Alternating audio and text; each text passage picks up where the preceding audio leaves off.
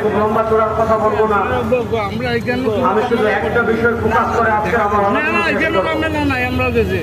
আপনারা জানেন 2008 সাল থেকে নিয়ে 2014 সাল পর্যন্ত বাংলাদেশের মানুষের মাথার উপর জগদ্দল পাথরের মতো আওয়ামী সরকার আমাদের মাথার উপর চেপে বসেছিল। 2024 সালের জুলাই এবং আগস্টে যে গণ অভ্যুত্থান হয়েছে, সেই গণ অভ্যুত্থানের মাধ্যমে ফ্যাসিস্ট আওয়ামী লীগ এই দেশ ছেড়ে পালিয়ে যেতে বাধ্য হয়েছে।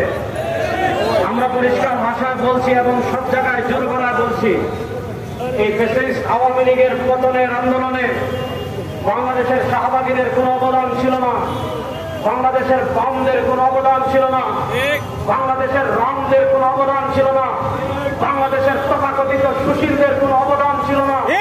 আবু সাঈদ মুক্ত তাহমিদেরা শহীদ হয়ে তাদের রক্তের বিনিময়ে এই দেশ থেকে ফ্যাসিস্ট পলায়ন করেছে। যারা আবু সাঈদের রক্তের সাথে গ্রেফতারি করে ইসলামের দিকে আঙ্গুল তুলে শাহজালালের পূর্ণভূমির দিকে পরিষ্কার ভাষায় বলছে, সেই আন্দোলন আমরা বন্ধ দেব।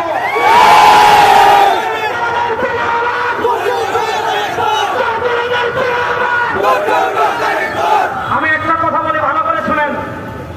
ফ্যাসিস্ট আওয়ামী লীগ বাংলাদেশের সবচেয়ে বড় যে ক্ষতি করেছিল, তারা এই বাংলাদেশের রাম সংস্কৃতি চালু করার জন্য, তারা এই বাংলাদেশে ভারতের আধিপত্যবাদ চালু করার জন্য, এই দেশকে সিকিম ভুটান বানানোর জন্য, এদেশের স্বাধীনতা, এদেশের মানচিত্র ভারতের হাতে তুলে দেওয়ার জন্য সবচেয়ে বড় যে ষড়যন্ত্র তারা করেছিল, আমাদের শিক্ষা ব্যবস্থাকে ধ্বংস করে, আমাদের শিক্ষা কারিকুলাম ধ্বংস করে ভারতীয় হিন্দুয়ানি শিক্ষা ব্যবস্থা তারা চালু করেছিল। আমরা আওয়ামী লীগ ফ্যাসিস্ট আওয়ামী লীগের আমলে আমরা প্রতিবাদ করেছিলাম। আপনারা জানেন, আমাদের উলামা মাশায়েখের সম্মেলনে আমাদের আসিফ মাহমুদ স্যার মাথা ছিঁড়ে ফেলেছিলেন, যার কারণে সারা বাংলাদেশে আগুন জ্বলে উঠেছিল। শরীফার গল্প ফ্যাসিস্ট আওয়ামী লীগ বাদ দিতে বাধ্য হয়েছিল। আমরা বড় দুঃখ এবং পরিতাপ নিয়ে বলছি, ফ্যাসিস্ট আওয়ামী লীগের পতনের পর বাংলাদেশের যিনি শিক্ষা বিষয়ে উপদেষ্টা হয়েছেন, আমরা প্রতিদিনও তার সাথে দেখা করেছিলাম, বারবার তার সাথে মিটিং করেছি, লম্বা কথা বলেছি। আমরা সমন্বয়কদের সাথে বসেছিলাম, আজকে যাকে মাস্টার মাইন্ড বলা হয়েছে তার সাথেও বসেছিলাম।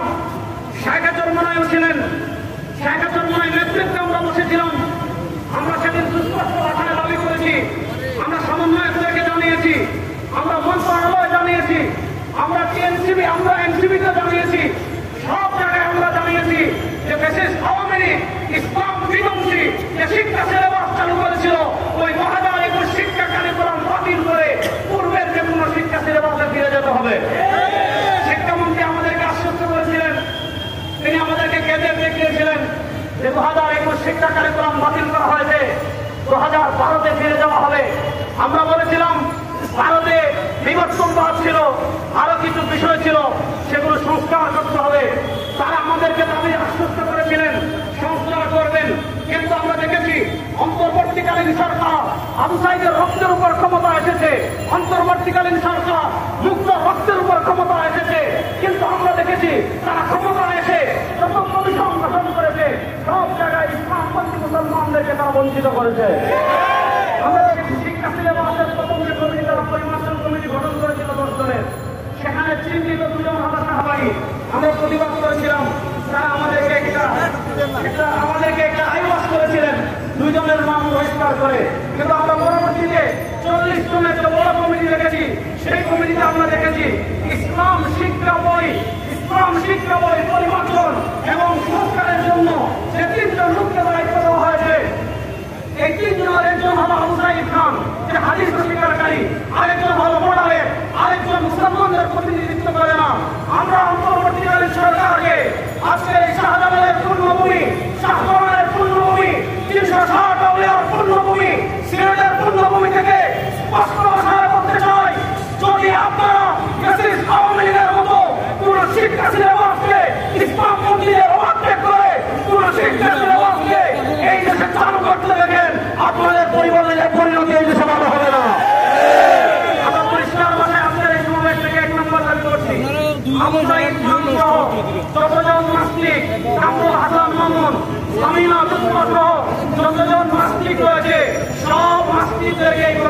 জবাব দিতে হবে। আমরা খবর পেয়েছি, গতকালকে আমরা বিশ্বস্ত সূত্রে খবর পেয়েছি যে তারা পাঠ্যপুস্তক সম্পাদনা করে জমা দিয়ে দিয়েছে। আগামী 15 তারিখের মধ্যে এটা পেছে যাবে। আমরা আজকে এই সিলেটের পূর্ণভূমি থেকে পরিষ্কার ভাষায় আরেকটা দাবি জানাচ্ছি, এই নাস্তিক কুট্টা বেঈমানরা যে বইগুলো সম্পাদনা করেছে ওই বইগুলো পেছে উঠার আগে ধর্ম মন্ত্রণালয়ের মাননীয় উপদেষ্টা ডক্টর আবু খালিদের মাধ্যমে সব বই সম্পাদনা করাতে হবে। যদি আপনারা সম্পাদনা না করেন, যদি আপনারা আমাদের দাবি না মানেন, যদি আপনারা ইসলাম পন্থাকে ওভারটেক করেন, এদেশের ইসলাম পন্থাকে ওভারটেক করে হাসিনা এই দেশে টিকতে পারে নাই, আপনারা যদি ইসলাম পন্থাকে ওভারটেক করতে চান আপনারা এই দেশে থাকতে পারবেন না।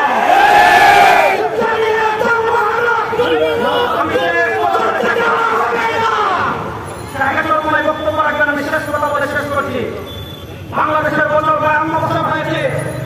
এই 52 বছরে আমরা কখনো সোনার বাংলাদেশের প্রোগ্রাম শুনেছি, এই বাংলাদেশে আমরা কখনো ডিজিটাল বাংলাদেশের গল্প শুনেছি, এই বাংলাদেশে আমরা নেতার পরিবর্তন দেখেছি, এই বাংলাদেশে আমরা চেহারার পরিবর্তন দেখেছি, এই বাংলাদেশে আমরা ক্ষমতার পরিবর্তন দেখেছি। 52 বছরে আমাদের ভাগ্যের পরিবর্তন হয় নাই। এবার সময় এসেছে শুধু নেতার পরিবর্তন না, নীতির পরিবর্তন হবে। বাংলাদেশে ইসলামকে আমরা বিজয় করবো ইনশাআল্লাহ।